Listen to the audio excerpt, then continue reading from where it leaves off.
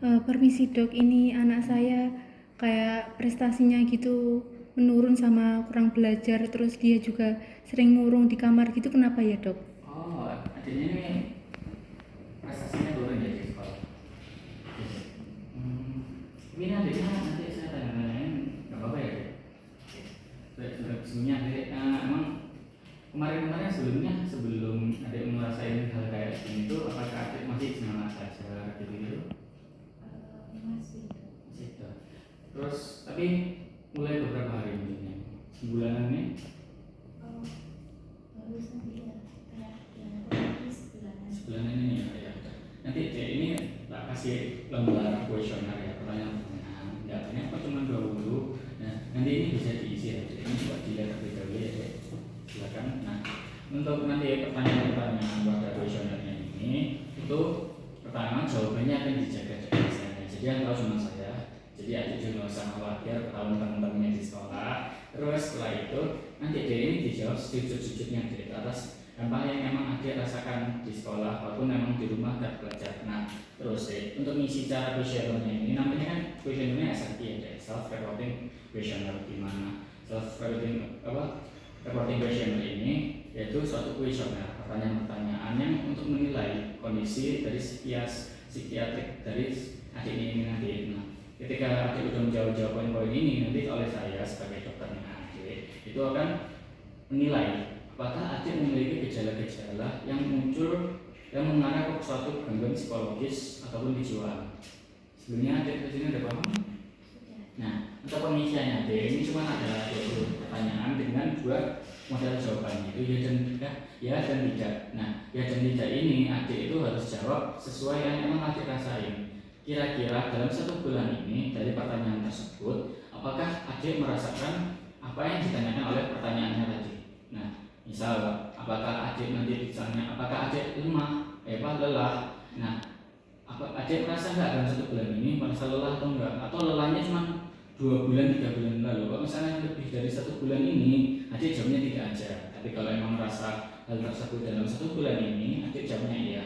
Nah, misalnya adik pun ragu-ragu menjawab iya atau tidak, coba adik yakinkan diri dulu, pikir baik-baik mau isi yang mana, antara iya dan tidak. Oke, adik harus ini paham? Sambil isi saya diktikan juga dari soalnya biar adik nggak terlalu harus fokus dalam bacanya.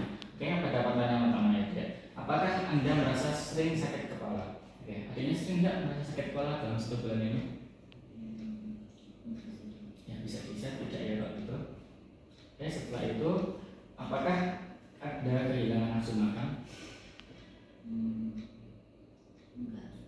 Ya jawab tidak pada yang paling tidak ya dek. Terus setelah itu apakah tidur adik tidak nyenyak? Ya. Kira-kira ya dan tidak. Seringnya ya gitu. Setelah itu apakah adik merasa mudah takut? Oke, jadi pertanyaannya ya. Oke, untuk pertanyaan selanjutnya itu apakah adik sering merasa takut? Kenapa adik takutnya?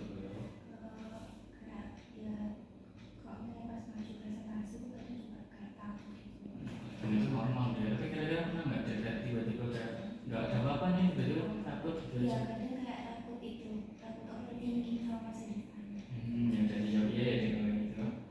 Ya setelah itu apakah adik sering merasa cemas, tegang atau khawatir?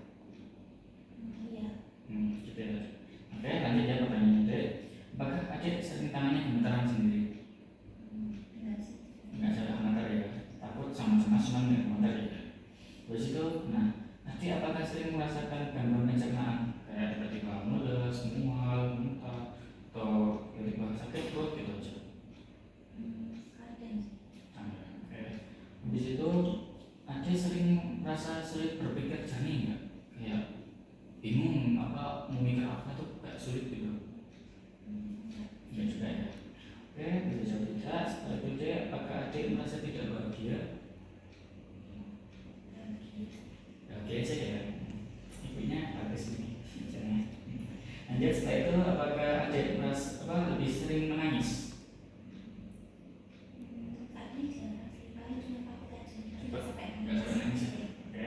Habis itu apakah adik merasa sulit untuk menikmati aktivitas sehari-harinya?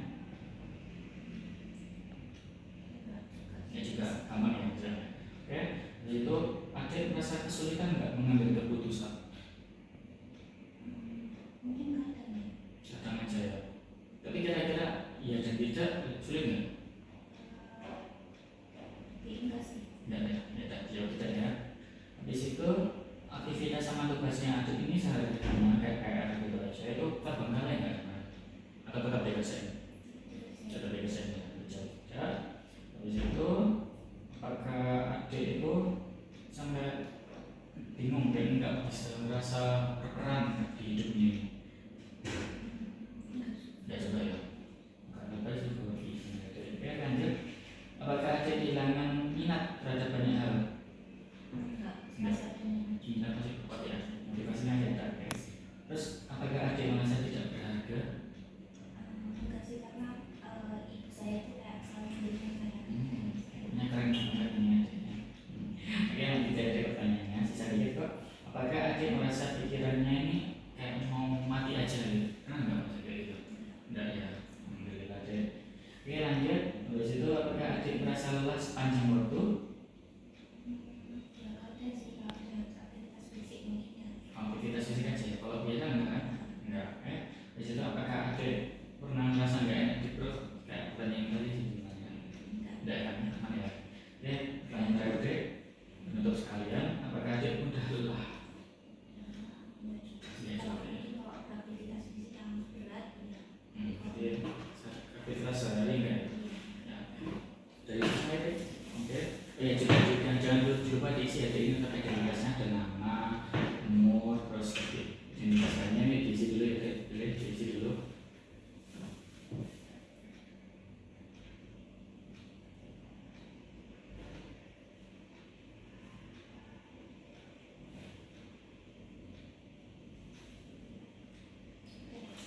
Nah, oke dari hasil ini nanti saya akan menilai deh. Nah, scoring sebenarnya ini kan questionnya udah diperiksa sama departemen kesehatan sebenarnya.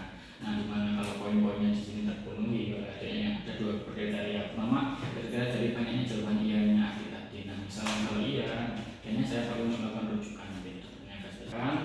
Terus adik bisa balik sama ibunya. Nanti saya buatkan surat nanti minta di administrasi ya, masuk rujuknya. Terima kasih adik, terima kasih ya Bu.